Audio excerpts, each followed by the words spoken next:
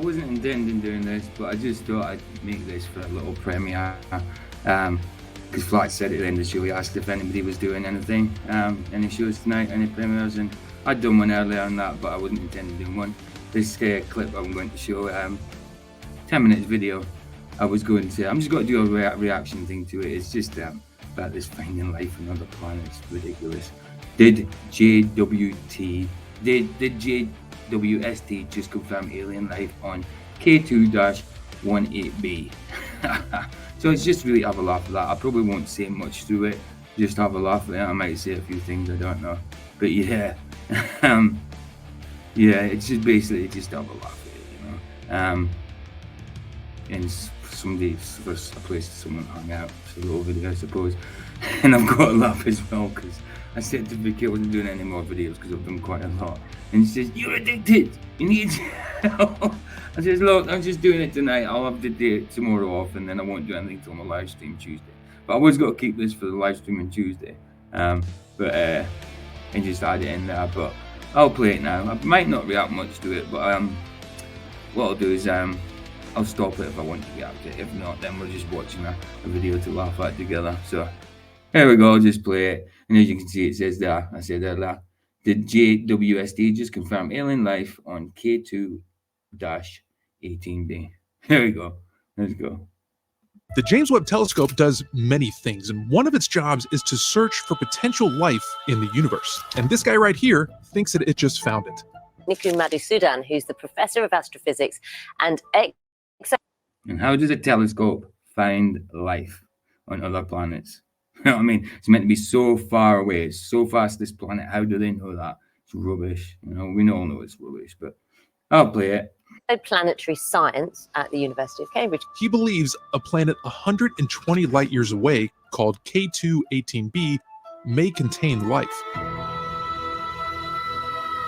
And I'm not talking about life existing at one point on this planet and is now since long gone. He thinks that life exists there right now. Look at them crazy monsters on other planets, man. Wow, man. I didn't know you got that kind of stuff. That is crazy. That's almost like dinosaurs. They know what dinosaurs look like through a few little bones. Weird. Ha!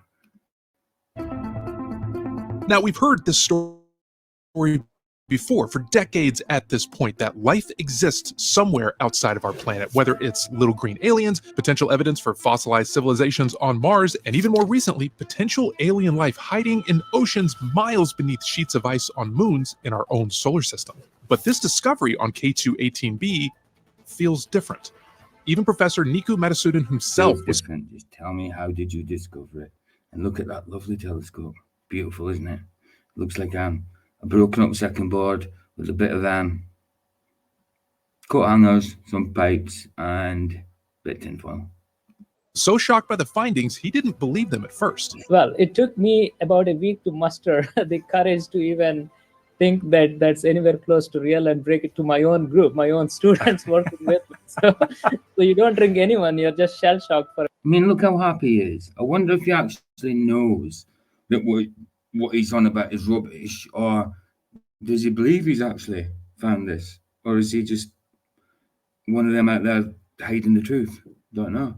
I don't know. It's possible he believes it. For a while. The data received from the James Webb Telescope shows something that we've only found here on Earth, something that we've only ever seen produced by life.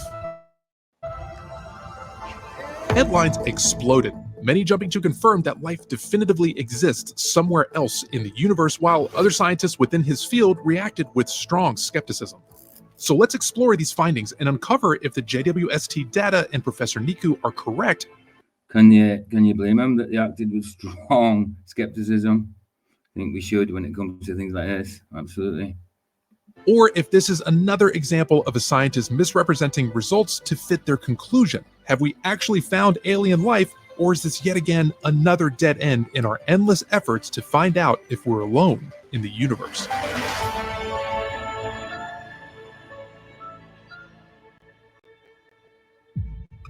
This is an artist. No, we're not alone. God's with us. Jesus is with us. Not aliens. If we're seeing aliens, they're demons. If you're seeing ghosts, they're demons.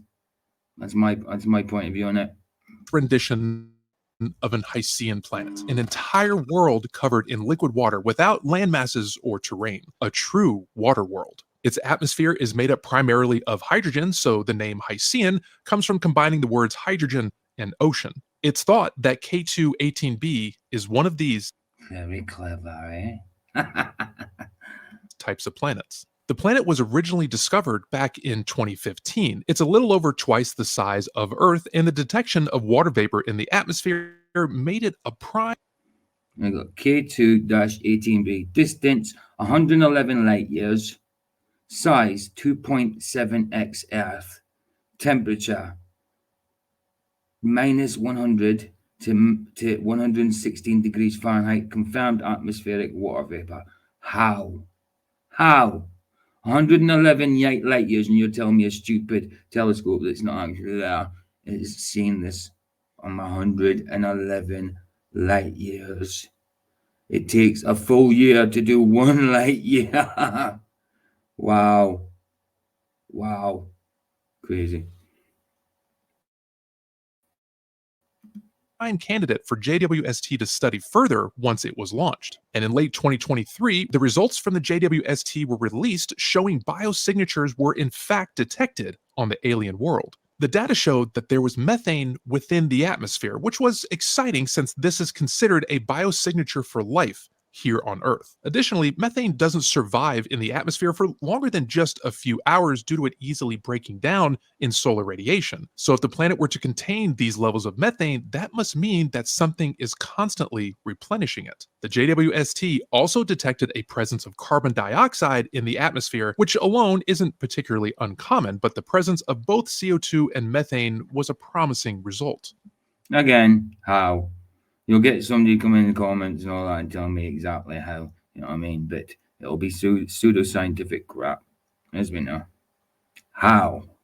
But the biggest shock within the results was the detection of DMS. So this is dimethyl sulfide. Yeah. That's the important gas. And why is that gas so important? It's important because on Earth, it is produced only from life, mainly from microorganisms in the Earth's oceans. And it has been known to be a robust biomarker if detected in planetary environments. And it had been predicted to be so. And we had been looking for it. And that's why it's super important. This potential discovery of DMS is significant because it's not something that we find naturally occurring. Sounds like a drug, doesn't it? DMS. Let's trip out. Let's multiplicate. Multiplicate. Let's multiply. Nice. Here on Earth, it's only produced by life. K2-18b orbits a red dwarf star, which the radiation from those types of stars is typically extremely hostile. Oh, is that where Superman's from? Krypton. He's from a planet where it's got a red sun, isn't he? Superman. Well, hey, we found him eventually. To life. But this planet both receives a similar amount of radiation as Earth and also resides in its star system's Goldilocks zone, a zone around a star where it isn't too hot or too cold, the temperature is just right for liquid water to exist. This means that K2-18b, assuming its atmosphere is stable, would have a similar temperature to Earth. Liquid water. Do you get dry water? I think I heard something about that. Some kind of dry water. Water's dry. It's dehydrated. It's gone. It's evaporated. However, since its atmosphere is primarily hydrogen, that would mean that its oceans would be a little warmer than our own here on Earth. And when you combine all these factors together, this makes K2-18b the best candidate for the discovery of alien life outside of our planet currently. But as promising as all of this sounds, there are major concerns with the initial JWST results that could ruin any chance of confirming alien life on the planet. There's two things that you can always count on. Is the James Webb Telescope wrong, or are we? Is that both wrong? When it comes to breakthrough scientific discoveries. One, there will be an endless number of publications on the internet jumping to conclusions. And two, there will be an equal amount of scientists trying to quickly disprove the discovery. And other astronomers, planetary scientists, and astrophysicists wasted absolutely no time trying to challenge Professor Niku's interpretation of the JWST data. Now, while some clickbait articles will tell you otherwise, the reality is that the signatures of DMS within the atmosphere of K2-18b were quite low. So low, in fact, that many scientists were discounting the detections as insignificant or irrelevant. Now, to Professor Niku's credit, he So I'm just looking at the time because I'm going to try and keep it under half an hour because where I edit it at, where I put it together, then it doesn't let me download out of it if it's over half an hour long. It's a pain in the butt unless I go pro, which I'm not doing. openly expresses that he is approaching these findings with extreme caution, We are not very confident about it. and it appears that he is right to do so. Over the last few months, researchers from the NASA Ames Research Center and the University of Washington have taken the K2-18b survey data from the JWST and applied it to multiple different models to try to explain the initial peculiar results. The first model described rocky planets with liquid oceans both with and without life. The second model described gaseous planets with, of course, the Rocky planets with liquid oceans. Nice. Wonder where I've heard that before. absence of life. And these two model sets produced some pretty interesting results. The first model found that it was unlikely that a planet of this size and atmospheric composition would host. That was one for soft. You know, when you seen that out there with the coverage and that. I seen the gravity, man. I seen the gravity. Wow.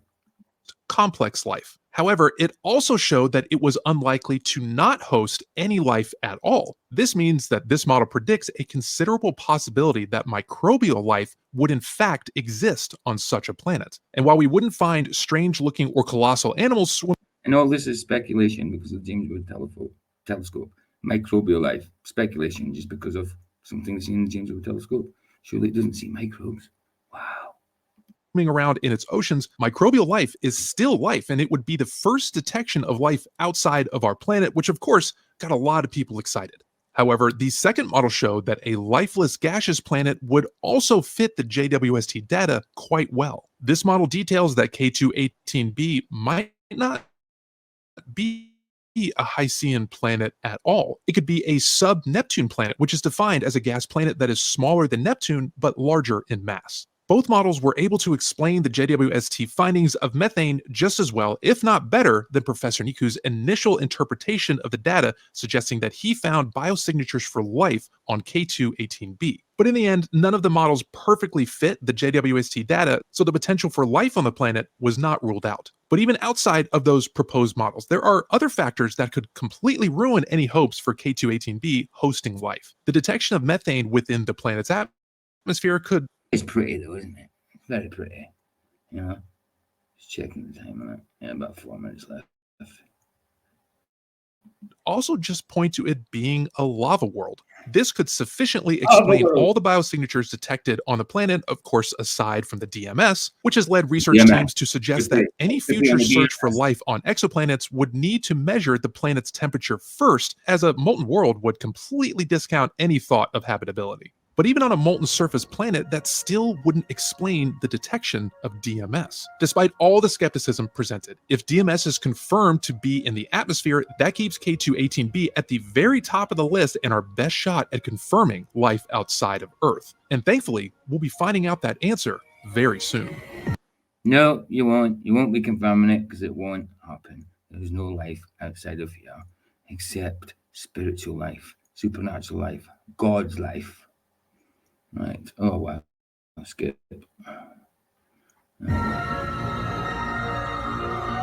worry, there's still hope, guys. Now, for those still holding out hope that life could Very quickly, hope is in Jesus, not in this sci-fi nonsense. And I love sci-fi.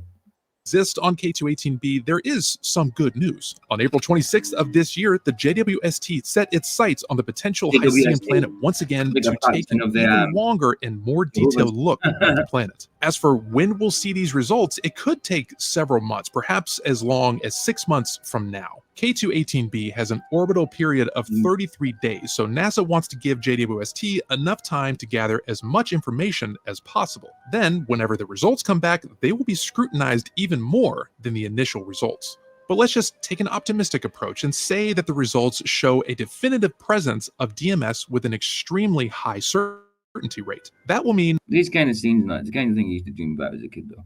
You know, growing up now and knowing about flat Earth and how crap the heliocentric Earth is, its heliocentric model is, and trying to hate God and all that, you can see what nonsense it is, you know. One of two things. Either this will suggest that DMS can occur without the presence of life and be produced by some other mechanism that we simply aren't aware of right now. The other is confirmation that life, in some form or another, exists elsewhere in the universe. We will no longer be alone. Of course, this news would stun the world. The implications of the discovery are massive on all levels, from scientific to philosophical to societal. It would change everything, and it would change the way that humanity Philosophical, yeah. Just musings, just thinking, just thinkers. Opinionated. Ha! sees itself and its place within the universe. And when these results are eventually released, at best, if confirmed, it would be the most important So it's a little speck in one of them, a little speck in the side of one of them, just on the outside of one of them. Insignificant. You know, that's what this heliocentrism says. God says you're significant. God wants a relationship with you. Praise Jesus. discovery humanity has ever made. It would also cement the James Webb Telescope as unequivocally the most important scientific instrument humanity has ever created. But at worst, it determines that You mean a waste of money? That's what I think. K218b simply isn't habitable, and the James Webb Telescope can set its sights to new areas in the universe to continue its search for life. Either way, while this is a very exciting time for space exploration, it's important to remember that extraordinary claims require extraordinary evidence. And just because Professor Niku made a tantalizing discovery, that doesn't exclude him from that process. Now, the optimist in me hopes that he is 100% correct. I hope that we have found life somewhere else in the universe, but I have to be honest, I have real You can hope, but that's all it's going to be. It'll never come to fruition. But that's the agenda, though. They're trying to get us ready for you know what I mean, the alien takeover. You know, they try to make these things normalized. So loads more sightings, stuff like that. Loads more stories on it. Loads more videos on it. You know. deep reservations about the validity of his claims. I don't have reason to believe that he's making intentional false claims. However, if he was, he wouldn't be the first. This is all a part of the trial and error of science. I know that it's so easy to get swept up in the headlines and overly excited, but if you follow the evidence, the answer will eventually reveal itself. And I'm focusing on destination, and humanity will never reach that destination if we stop looking. No, there you go, guys. There you go. Just a quickie, just to a little reaction on. Nothing too serious in that. Just thought I'd have a little laugh with it. You know what I mean? You know, heliocentric world doesn't exist. I keep saying world. Heliocentrism, heliocentric model doesn't exist. And this is just another thing in the agenda that they push all the time. You know what I mean? To try and indoctrinate us and keep the people that's already indoctrinated. You know what I mean? So yeah, I'll put this out as a premiere a bit later. It's just because, like I said, Flat said, I stayed in a beef and Andrew's doing anything tonight and nobody was, so I just thought, oh, I'll put something quick out, you know, for some people to gather around if they want to in the chat. So I'll put it out as a premiere. I'll get all this sorted. So sorted now, guys, and I'll put it out in a few hours. Right, where's you guys? Here the sunset's free. It's free indeed. Ta-da.